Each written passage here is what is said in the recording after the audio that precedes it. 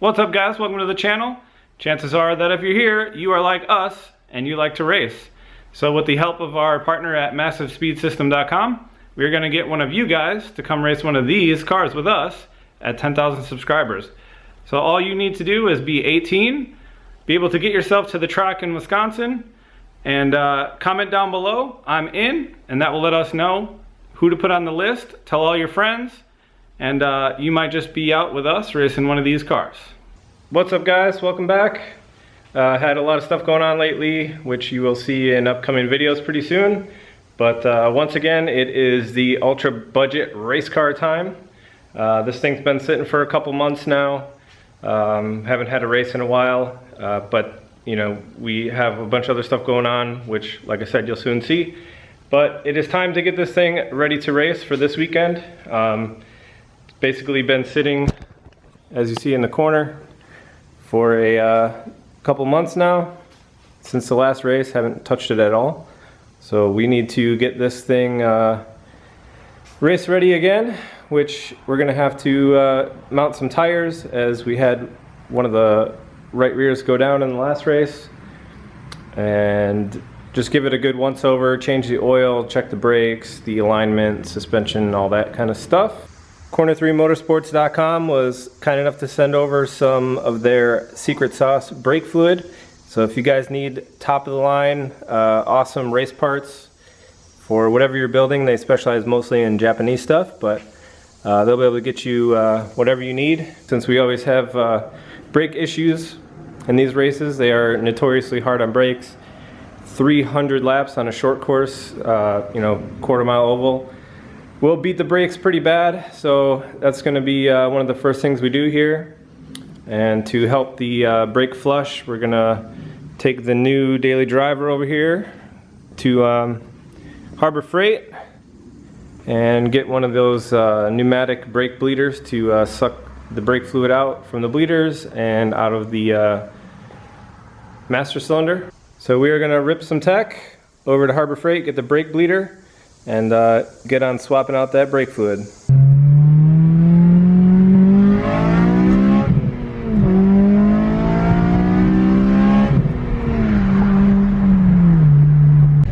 Alright, well, got what we needed. They had it in stock. It was 33 bucks for that thing, so should be able to hook it up to our air compressor and be able to bleed the brakes with a one-man operation. So good old Harbor Freight coming through. I know I hate buying Chinese tools, but sometimes you have to.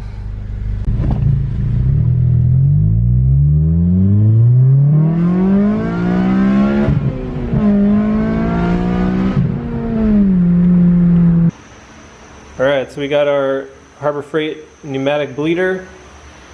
Normally it comes with this piece here for the bleeders on the calipers down here.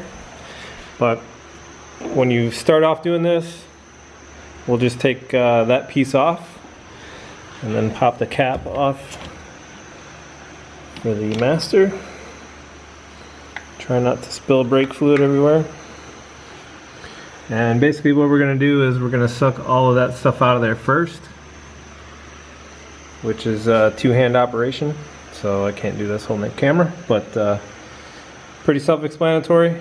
We're just going to take the end, dip it down in there, suck all the fluid that's in there out, and then we'll put the secret sauce from Corner 3 Motorsports in there, and then start with the furthest away caliper and work your way over to the driver's side front at the end, and keeping an eye on the fluid level the whole time while you're doing that, and that should bleed the brakes pretty well. I used a nicer version of this before, but had good luck with it, so that's kind of why I went with this.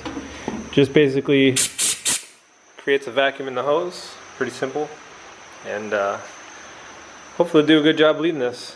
Let you know as soon as I'm done.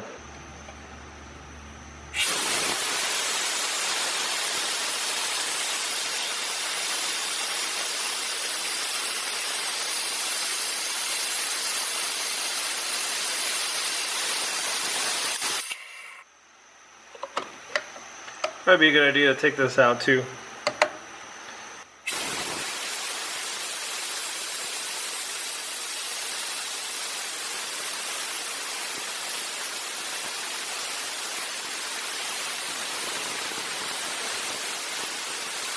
So yeah, there you go. Super quick and easy to get all that old stuff out of there. So that works pretty nicely actually. Pretty happy with that. So now we will refill the master with the secret sauce and then start doing each corner. Alright, got all the old stuff out. The other part that comes with this kit is this bottle here. And basically you fill it with your brake fluid. And there's a little shut-off valve there. And you can actually just leave that in there. And that will keep the fluid topped off for you, which is kind of helpful. So overall, I still need to check it, but I think the kit works pretty good for 30 bucks. So yeah, we got the brakes all bled now, so we're just going to keep moving on the list and get this thing ready. Summer's winding down. It's a perfect, nice, cool night. Be out in the shop working. So we got a couple tires that we got to do at Massive tomorrow. We just did fresh oil change. Got 5 quarts of fresh oil in it. New filter. Got the battery charging. This thing's been sitting quite a while, so I got the battery charging. Checked over all the brakes, so that's all good. These races actually run rain or shine, so I just took some nice generic plumber strap, you know, because that's race car building material, and made a little wiper switch there. And in the engine bay, got the wiper harness coming in here, and pretty much all you have to do is find the wire for the high mode when you turn your wipers on low or high. So in this particular case, it happened to be the blue with the yellow stripe, and I basically just tapped into that from the motor side and then ran a wire through, and all you have to do is ground it. So it doesn't look like there's going to be rain, but we've been putting that off for quite a while, so I just decided to get it done. Got a little bit of extra time before the race, not having to build an entire car for a change. So got the wipers working, got some fresh oil, and the list is getting smaller and smaller, so shouldn't have too much more to do. Dad's back. So we got the wheels back on, got it dropped down. Not a whole lot left to do. We are going to take our BFH here and try to straighten out this bash bar. As you can see, it's a little bent. So we're going to get to smashing on that thing, try to straighten it back out a little bit, give us some more hood clearance, because really close.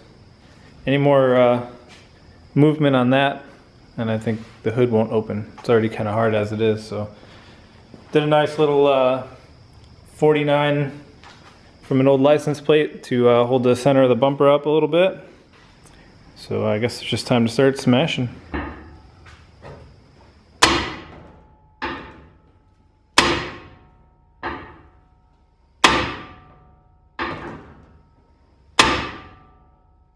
Sit off the airbag?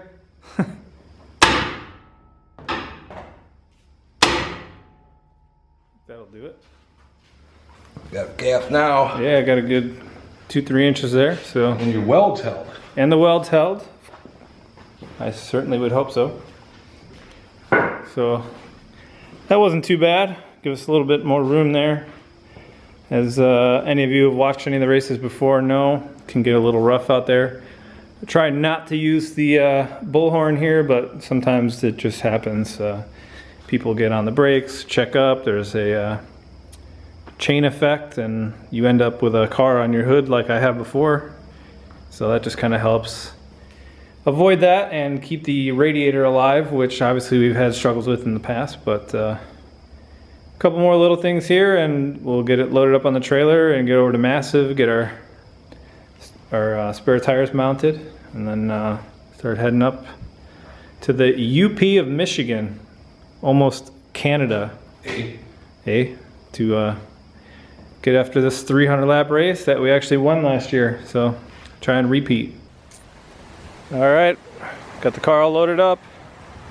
Dad Did a nice job washing it, making it look respectable again, as much as an enduro car can. So we're gonna head over to Massive. We got a couple tires that we still gotta get to mount up as our spares, and then we'll be on our way. All right, we made it out to Massive Speed. Got our fresh rubber mounted on the old town car here. And if you bring a fresh tire, usually, well, at least in my experience, the rubber tends to chunk off, kind of like our race last year at Norway. So what we're gonna do is light the tire on fire with the old town car here and get rid of some of that. Looks like water to me. Little liquid assistance.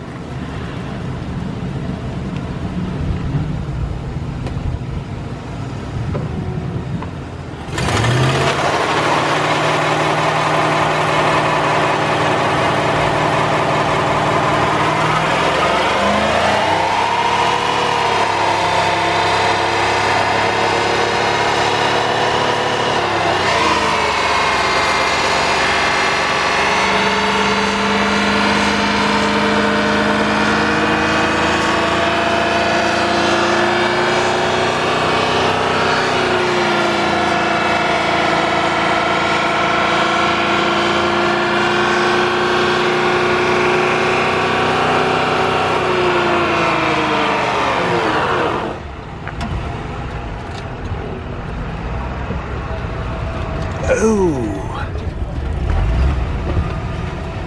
Might have went a bit much. Might have went a bit much. They're down to the wear bars. Are you serious? Fuck, dude. Oh. Holy fuck. Wow. What was the mile per hour on that? A lot. Yeah, look at all the rubber, man. Oh, fuck. Oh, it's perfectly broken in, I guess. Won't get accused of having brand new tires again. Not until they see this video. So I guess we'll just take that one off, swap it over, and then do it again, but a little less this time.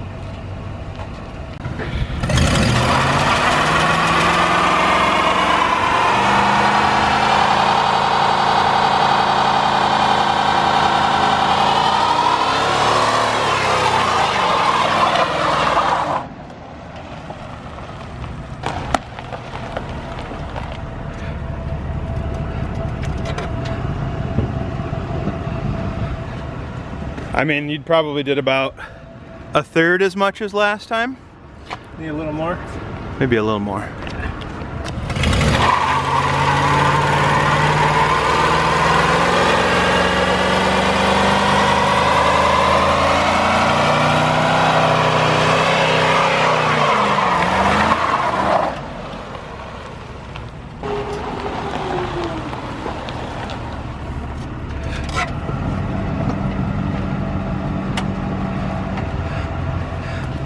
Still, like, there's the wear bars. I mean, you consider versus the other one you did, I mean, there's still quite a bit more. Definitely much more even, it seems. Maybe the other one got overheated and just started, you know, getting so greasy. I mean, that was a second gear. Full ripper. Yeah. A little bit more. Man, dude, I don't know. Or maybe that's good to be for a right front. You know, I don't know. Yeah, you know. I think we'll go a little more. It does look like it's cupping on the outside there a little bit. Not cupping. Right. Not much. Count to 5.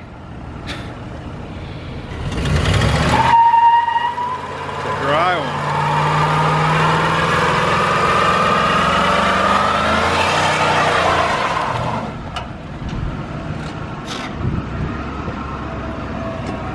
Oh yeah. Full racing surface exposed. Yeah, I think that's probably good. Now when you're building a tire shaper such as this, you always want to stick with a vehicle that doesn't have any posi or track lock. Gonna make it much more controllable. Just like this one. Alright, so I think that's going to do it for this one. We're just going to load them on the car, change them at the track, and we'll be good to go.